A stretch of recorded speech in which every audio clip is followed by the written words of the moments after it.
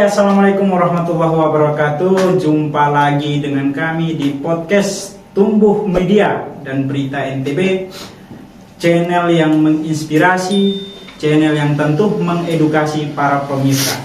Baik, kali ini kami kedatangan suatu tamu spesial, Saudara Muhammad Arif. Siap, Bang Eko. Yang juga sebagai mantan Ketua Umum HMI Cabang Mataram periode 2020-2021. Luar biasa, hari ini beliau dari Malang dan berkunjung ke kami untuk bagaimana membahas mengenai dinamika persoalan bangsa.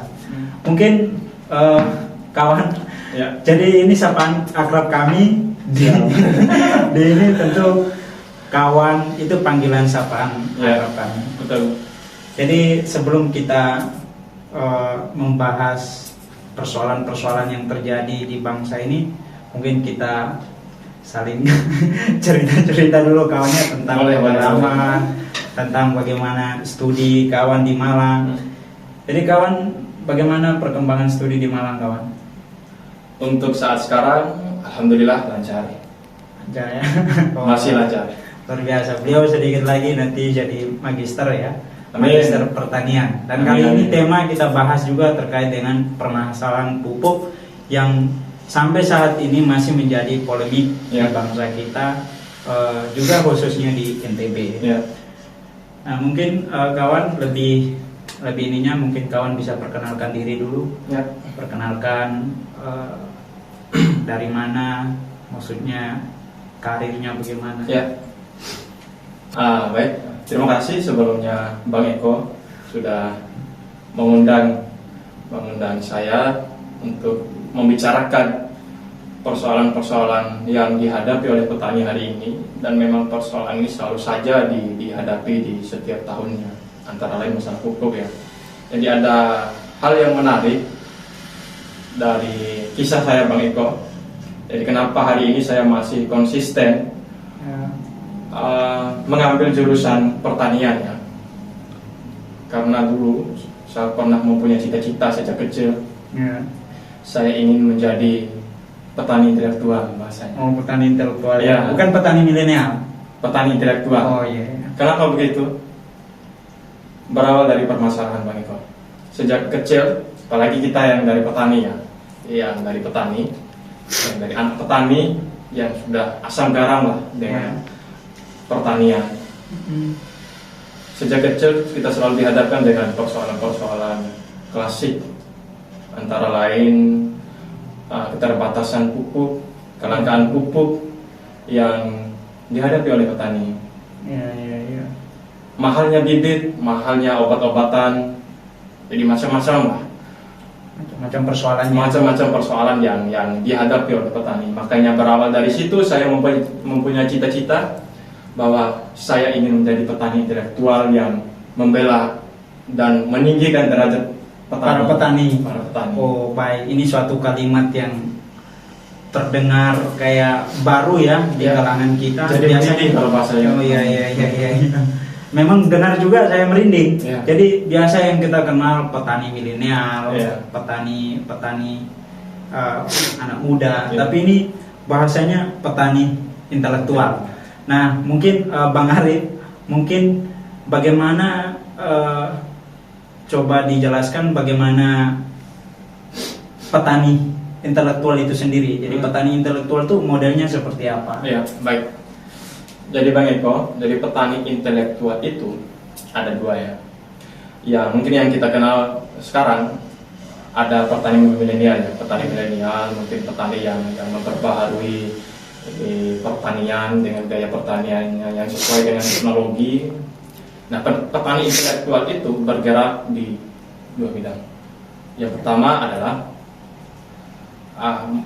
memberikan pikiran kita, menyampaikan pikiran kita, kira-kira masalah apa saja yang dihadapi oleh petani. Oh, baik. Itu pertama. Ya. Dan yang kedua adalah tentunya kita juga harus bergerak langsung Ya. di dunia pertanian. Selain mengedukasikan pikiran kita, menyampaikan pikiran kita tentang kendala-kendala yang dihadapi oleh petani, juga kita harus bergerak langsung di terjun langsung di dunia pertanian, memberikan cara pertanian yang baik dan seperti itu. Ya, memberikan cara pertanian yang baik, Ya, model-model pertanian. Ya, jadi lebih umumnya mengedukasi. Nah, jadi di Indonesia nih fakta menunjukkan bahwa petani kita itu mengalami penurunan. Jadi orang-orang yang lebih untuk bertani, mencari pekerjaan, maksudnya lebih bertani itu udah menurun. Sehingga itu juga yang menjadi suatu permasalahan di ini. Apakah petani milenial yang sering digaung-gaungkan dan juga sarjana-sarjana pertanian yang lebih condong untuk lebih kejar PNS, kejar kerja di kantor ketimbang lebih mensponsori kesejahteraan petani. Nah, jadi permasalahannya ini mungkin Bang Arief sebagai sarjana pertanian, bagaimana melihat kasus-kasus seperti ini sehingga bagaimana kita bisa membangkitkan bahwa kita anak muda itu juga punya peluang untuk bagaimana menghidupkan pertanian yang ada di Indonesia. Ya, Bang Eko, memang cukup dilematis ya di kalangan anak muda sekarang. Apalagi kita yang di NTB, jadi seakan-akan profesi petani itu adalah profesi yang paling bawah menurut anak-anak muda yang katanya cerdas ya. Padahal pertanian itu adalah warisan leluhur yang selalu dipertahankan dari masa ke masa. Dari masa ke masa, benar. Tapi memang mengherankan apabila petani hari ini, khususnya petani milenial, khususnya pemuda milenial, yang memandang bahwa wilayah pertanian itu adalah wilayah yang kotor, wilayah yang panas, dan lain sebagainya. Benar. Padahal ini adalah pekerjaan yang sangat suci bagi saya. Kenapa? Karena bagi saya petani itu adalah dijuluki sebagai pahlawan pangan. Ya, pahlawan pangan, benar-benar. Pahlawan pangan artinya dia ini pahlawan untuk semua umat manusia yang ada di muka dunia. Jadi itu prinsip petani ya. Tapi kita melihat perkembangan globalisasi hari-hari ini, kita anak muda itu mungkin sulit sekali. Betul, sangat sulit. Bahkan kehidupan kita itu lebih menyentuh pada hal-hal yang bersifat parsial, hal-hal yang bersifat kemauan. Padahal kalau kita lihat bahwa kita anak muda itu punya peran penting untuk bagaimana mensponsori kesejahteraan lewat pangan. Sepakat. Nah, hanya saja kita dilematis apalagi dengan digitalisasi, dengan hal-hal yang baru. Nah, kita lebih condong kepada hal-hal yang modern. Akibatnya apa? Kita sekarang ini kan ketahanan pangan kita pun terjadi penurunan ya, sehingga beras kita diimpor dan lain sebagainya. Padahal ini menurut Bung harus kita kembangkan pertanian. Nah, bagaimana melihat persoalan-persoalan begini nih? Kita harus mengembangkan pertanian, Bang Arief. Memang Bang Eko, seperti yang saya katakan tadi ya, apalagi Indonesia adalah negara agraris. Jadi kalau ada pepatah yang mengatakan kita lempar kayu saja bisa tumbuh. Oh iya. Makanya Indonesia dijuluki sebagai tanah subur, tanah surga. Benar. Apapun yang kita tanam selalu tumbuh dengan baik. Tapi ironisnya, Indonesia tidak mengembangkan di sisi itu. Padahal kalau Indonesia mau menjadi negara maju, ya bisa dikembangkan lewat dunia pertanian. Padahal data pun menjelaskan Bang Arief bahwa selama masa pandemi, selama COVID-19, sektor pertanian itu masih menyumbang APBN kita. Itu menjadi faktor utama penyumbang APBN di sektor pertanian ketimbang tambang, logam mulia dan lain sebagainya. Tapi kita cenderung melupakan itu. Nah, apa permasalahan saat ini, Bang Arief? Apa permasalahan saat ini yang sering dialami oleh para petani? Apalagi musim-musim sekarang kan musim-musim pacengklik, musim-musim cuaca pemanasan global global. sehingga akibatnya gagal panen. Ya. Nah, apa permasalahan yang paling urgent di pertanian itu seperti apa? Oke. Jadi permasalahan yang dihadapi hari ini oleh petani, yang pertama memang pertanian hari ini masih masih menggunakan cara-cara konvensional. Jadi jadi teknologi itu belum terlalu kena di wilayah petani. Ya. Gitu. Dan yang kedua adalah memang pemerintah tidak terlalu memperhatikan dengan serius di wilayah pertanian. Andai kan pemerintah benar-benar fokus dalam 5 periode saja, dalam satu periode 5 tahun ya, benar-benar fokus ingin mengembangkan pertanian, yakin dan percaya. Jadi tidak ada kemiskinan, tidak ada itu dan lain sebagainya, Ya, ketimpangan dan lain sebagainya. Ya. Semacam itulah. Untuk kelangkaan pupuk Ya, itu juga menjadi hal yang penting ya, untuk pupuk. sangat. Nah, apa yang terjadi, permasalahan yang paling utama di pupuk ini seperti apa? Sehingga kemarin Bang Arif punya tulisan naik di koran terkait dengan kenapa pupuk itu langka, sengaja dibuat langka. Lah, itu kan pertanyaan-pertanyaan yang Betul. menimbul interpretasi semakin lebar kan, sehingga kita menimbulkan pertanyaan, yuk, kok pupuk ini sengaja dibuat langka? Nah, kenapa permasalahannya seperti itu, Bang Arif? Jadi persoalan pupuk ini Bang Eko adalah persoalan klasik ya, persoalan klasik. Ada salah satu petani yang mengatakan bahwa ketika pupuk lebih berharga dari emas, saking berharganya pupuk ini bagi petani. Jadi kelangkaan itu selalu saja terjadi di setiap musim tanam. Musim tanamnya. Kenapa saya menulis pupuk sengaja dibuat langka? Bagi saya memang iya. Kenapa? Karena kejadian ini selalu terjadi di setiap tahunnya. Pupuk selalu langka, harga pupuk selalu naik. Itu selalu terjadi di setiap tahunnya.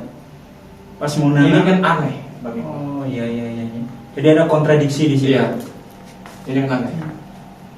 Tahun kemarin kelangkaan pupuk juga terjadi. Nah, sekarang malah lebih apa ya?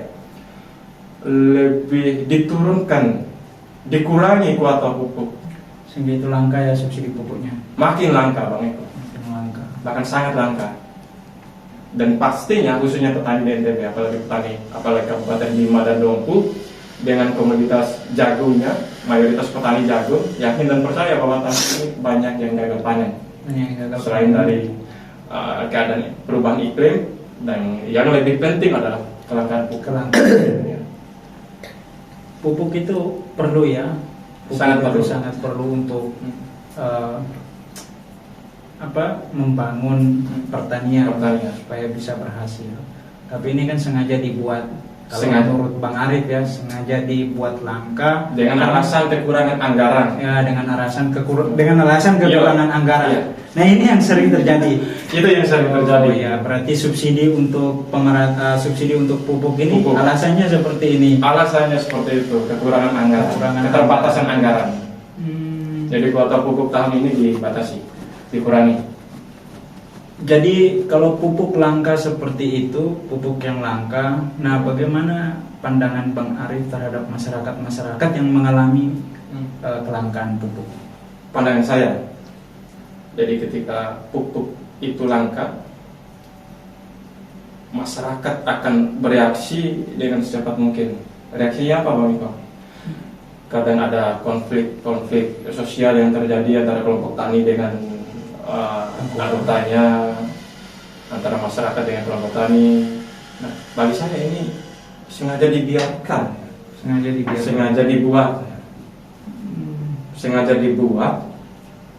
untuk agar petani ini tidak bisa keluar dari kemiskinan. Oh iya. Dan memang ini bagi saya ada sekelompok aktor yang bermain di wilayah sini, di wilayah itu. Jadi ada aktor-aktor yang bermain ya di wilayah pupuk. Padahal kalau kita lihat di masyarakat petani jika kalau kita hitung-hitung ya, justru masyarakat petani ini gaji mereka tuh, penghasilan mereka itu lebih tinggi ya, lebih tinggi. Tapi akibat daripada permainan pupuk, biaya pupuk yang tinggi juga, sehingga itu seolah-olah melilit ini ya. Nah, sebagai seorang pengamat pertanian nih, Bang Arif.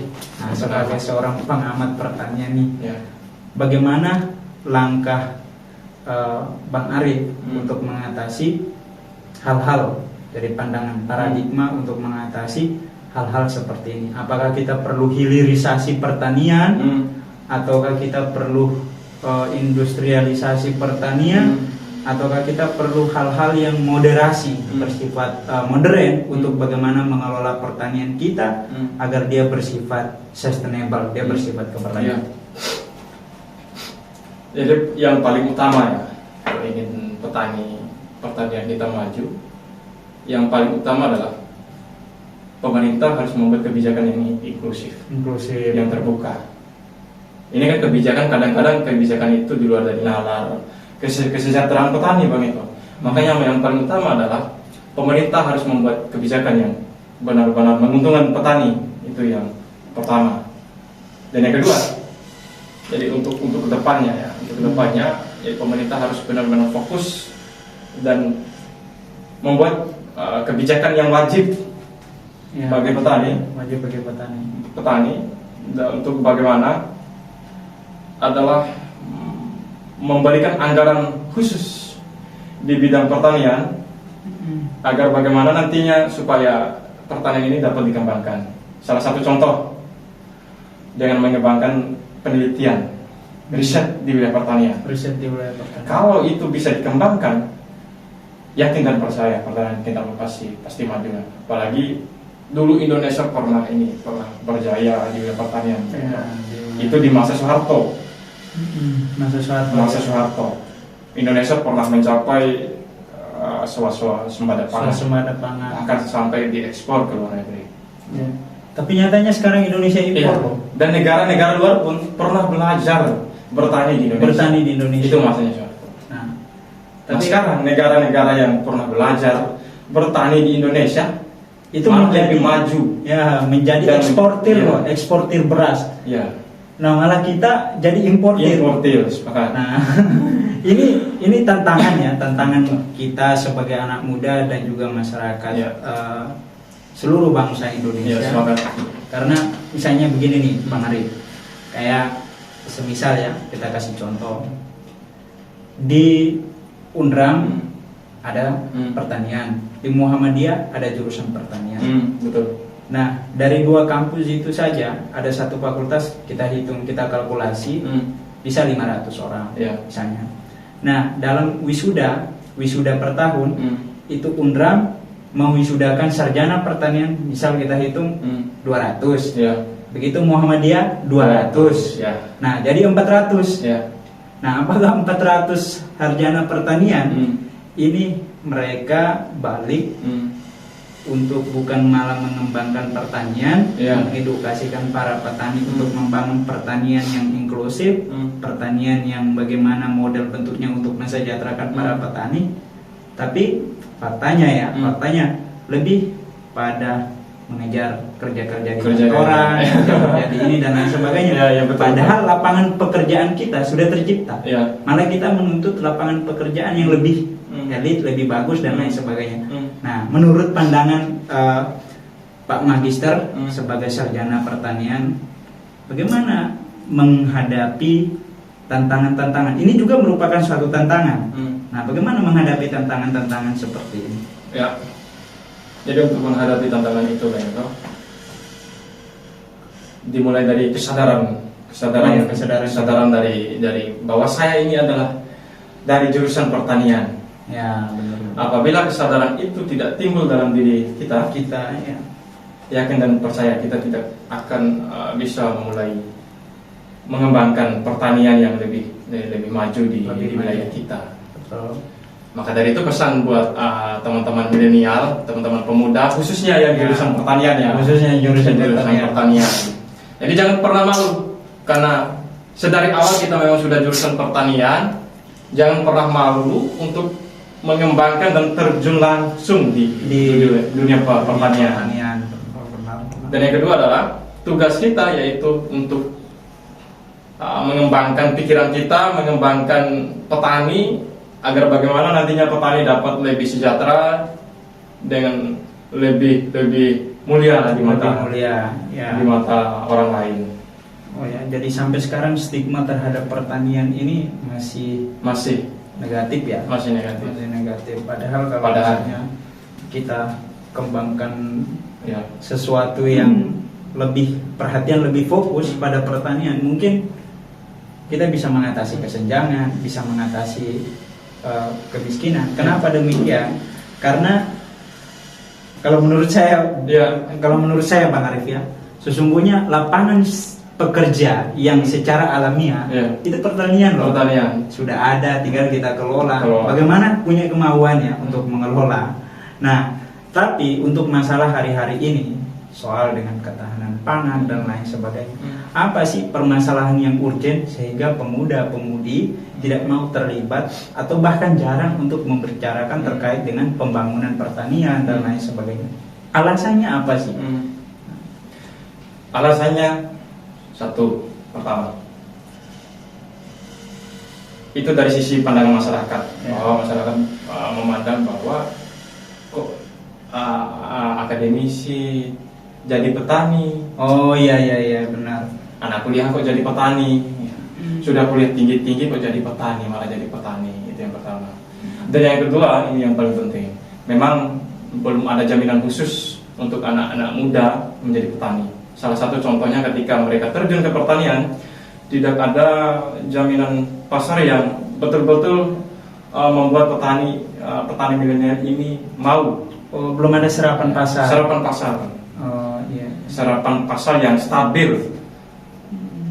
Bagaimana untuk menciptakan serapan pasar itu untuk menurut ini, Bang Arif? Tergantung dari pemerintah sekali lagi. Oh, tergantung dari. Kalau pemerintah benar-benar cerdas, kalau pemerintah benar-benar fokus pada memperhatikan petani, yakin dan percaya semua itu bisa teratasi. Iya, benar. Yakin dan percaya anak-anak muda pasti akan bergelut di wilayah pertanian, mau menjadi petani. Mau menjadi petani. Apabila pasarnya benar-benar apabila pemerintah benar-benar fokus membentuk pasar yang inklusif bagi petani, yakin anak-anak muda akan ramai-ramai menjadi petani. Ya. Oh, berarti masalah kita sudah punya masalah, tinggal solusilah itu kebijakan. Nah, tinggal bagaimana pemerintah punya tanggung jawab untuk memberikan kebijakan. Luar biasa sekali ini pandangan daripada Magister Pertanian. Magister Pertanian luar biasa. Saya sebagai moderator, kita jarang-jarang loh diskusi seperti ini. Dan hari ini kita diskusi seperti ini luar biasa. Ilmu pertaniannya itu langsung diungkapkan semua, sehingga di sini saya bisa menarik kesimpulan bahwa problematika kita di pertanian, kurangnya keterlibatan kita pemuda dan juga terkait dengan kelangkaan pupuk dan lain sebagainya. Nah, yang paling urgent yaitu kebijakan pemerintah untuk membentuk pasar yang inklusif sebagai suatu strategi untuk penyerapan hasil pertanian. Nah, itu belum ada. Nah, mungkin ini diskusi kita kali ini. Apa saran atau pesan dan saran kepada para pemirsa buat bagaimana kita sebagai milenial kembangkan pertanian untuk menuju Indonesia yang berkelanjutan? Baik, terima kasih Bang Eko sekali lagi. Ini mungkin bukan pesan terakhir lah. Oh, bukan pesan terakhir maksudnya. Tapi pesan ini semoga berjalan terus, semoga masif di wilayah-wilayah anak-anak muda. Yang pertama khususnya bagi anak-anak muda yang bergelar jurusan pertanian,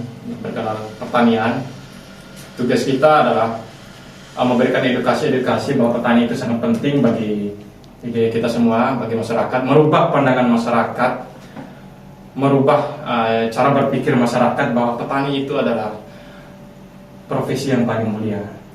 Dia adalah pahlawan pangan bagi dunia. Dan yang kedua adalah ini untuk sisi pemerintah, baik pemerintah kabupaten, pemerintah provinsi, dan pemerintah pusat. Jadi ketiga sisi ini harus membuat kebijakan yang benar-benar menguntungkan petani. Jangan sekali-sekali membuat kebijakan yang mendiskreditkan petani. Jadi buatlah kebijakan yang sangat-sangat menguntungkan dan memberikan kesejahteraan yang menyeluruh bagi petani. Mohon maaf, saya begitu bersemangat Bang Eko untuk diskusi kali ini karena ini benar-benar keresahan yang selalu saya alami di setiap tahunnya. Terima kasih juga untuk narasumber Pak Magister ya, Magister Pertanian luar biasa.